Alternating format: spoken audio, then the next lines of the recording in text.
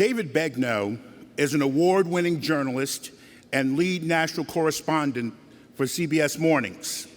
He is most well known for his coverage of Hurricane Maria in October 2017, when he spent more time covering Puerto Rico's recovery than any other network news correspondent. Through numerous visits to the island, he broke significant stories that made a real impact.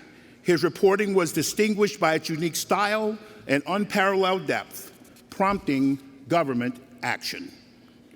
Begnaud is an NSDA alum from Turling's Catholic High School in Lafayette, Louisiana, where he was coached by Hall of Famer Josette Surratt. He put his speech and debate skills to early use and began his career in news in high school at the local KLFY-TV as an unpaid teen reporter. The network hired him as a full-time reporter while he attended college, and he worked his way up to the weekend morning and evening news anchor. He created and reported for Newsbreaker and was a contributing correspondent for Entertainment Tonight before he was hired by CBS in 2015. David is a talented journalist who has dedicated his career to telling stories that matter. He's covered some of the most pressing issues of our time, and he's done it with depth, accuracy, and compassion. David's reporting has touched the hearts of people around the world, and his dedication to his craft has inspired countless others to pursue careers in journalism. His work has not only informed us, but has challenged us to think critically and act with empathy. Please join me in welcoming to the stage 2023 Lifetime Achievement honoree, Mr. David Begnaud.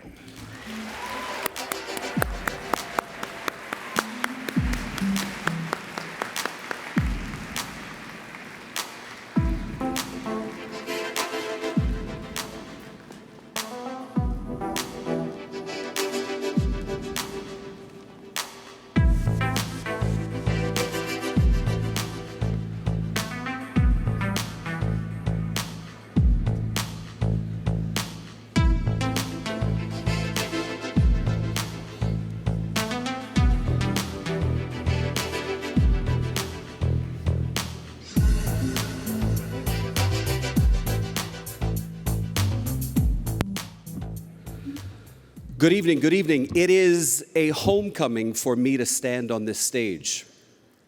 Albeit a little nervous, and I'll be quite honest with you. I'm more nervous in front of you looking out into the audience than I will be tomorrow morning when I broadcast live from Phoenix for our national morning show, CBS Mornings. I remember standing on the stage in Portland, Oregon. Second place was what I got.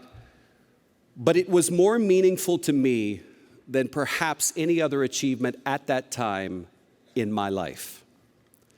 A quick thank you, and I'll keep the remarks brief, but I want to thank Byron Arthur, who is a dear, dear friend of my mentor, speech coach, English teacher, and closest friend today, perhaps, Josette Surratt.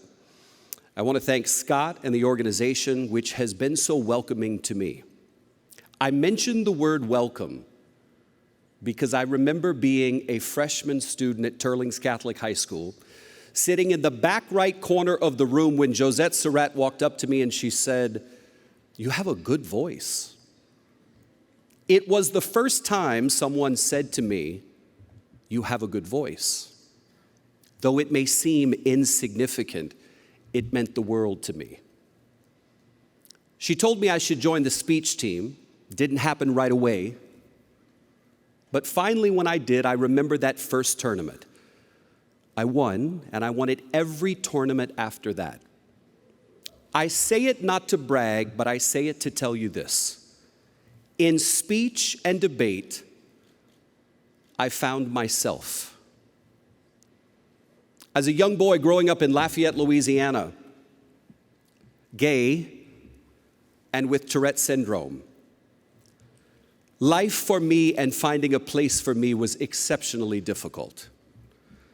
I walked through it with a smile, told you that everything was fine, but lied to you and myself at the same time.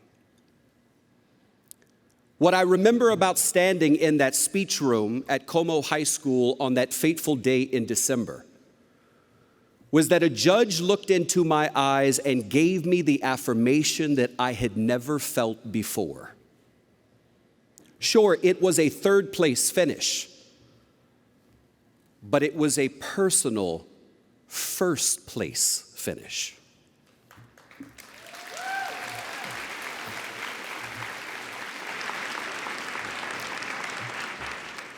I will tell you that in finding speech, I found not only my voice, but I found myself. Over the years, Josette Surratt would teach me how to work on that inflection. I remember the days as we would sit there, marking the speech, where we'd go up and where we'd come down, where we'd run so that the inflection was right where it needed to be. She introduced me to places around the country that I otherwise would have never been in, I would have never traveled to, especially at that age. Speech exposed me to ideas and to concepts and to people who looked different than me, thought different than me, but in many ways were just like me. My confidence to stand here and speak to you today comes not from an ego that exists because I'm the lead national correspondent for CBS Mornings on CBS News, but it comes, thank you though, but it comes from having stood on a stage and delivered a speech. That's where the confidence comes from. It's where the courage found a home. And what I do today is rooted in what speech gave me.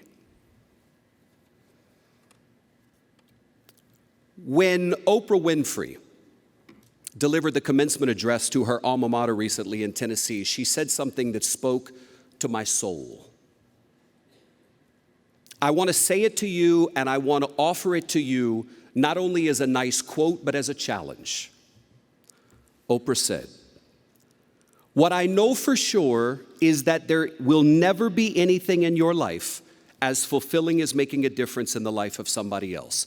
There will never be anything in your life as fulfilling as making a difference in the life of somebody else." Josette Surratt, my speech coach, hammered one thing into me that I have never forgotten: give back. I didn't understand why she kept harping on it. But in doing what I do today, for me, the public service aspect of journalism is more important than anything. I have experienced the fulfillment that comes from using my talent that was first formed and found in speech to help inform, but better yet, to help people see the best of themselves in the lives of the stories that I tell.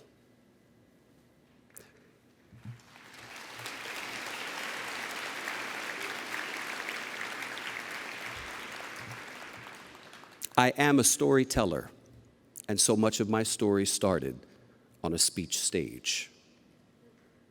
I will leave you with this thought. I was walking down 57th Street near the CBS News headquarters in New York when I walked alongside a dentist office. And on the side of the dentist office, there was a question which didn't make sense for a dentist office, but it stopped me in my tracks. And the question was, what is it that sets your soul on fire?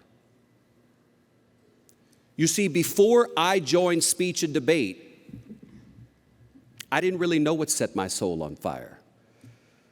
My daddy wanted me to get off the couch, and so when he heard that I liked speech, he said, "Look, if it keeps the boy moving, fine." Speech helped me find what set my soul on fire. It made me a television reporter at the age of 18. It led me to where I am today. And my challenge to you is to ask yourself, what is it that sets your soul on fire? Long before they started paying me what I deserved, I used to apply for jobs and I would never ask how much they were going to pay. And Daddy used to say, "Son, you have to ask what they're going to pay you." It didn't matter at the time because the joy I got from it was a blank check. My hope for you as I look out into this audience and I see some of the most talented young people today, and I will be in the audience watching duo finals rooting you on, my hope for you is that as you step out into this world, whether you placed first on this stage, that you realize by getting here, you were a part of a minority lucky enough to qualify and come. But my hope is that you too are able to find what sets your soul on fire, able to give back, and able to experience the fulfillment that comes from doing something to make the lives of someone else better. I thank you. I thank you for this honor. It means the world to me. Thank you.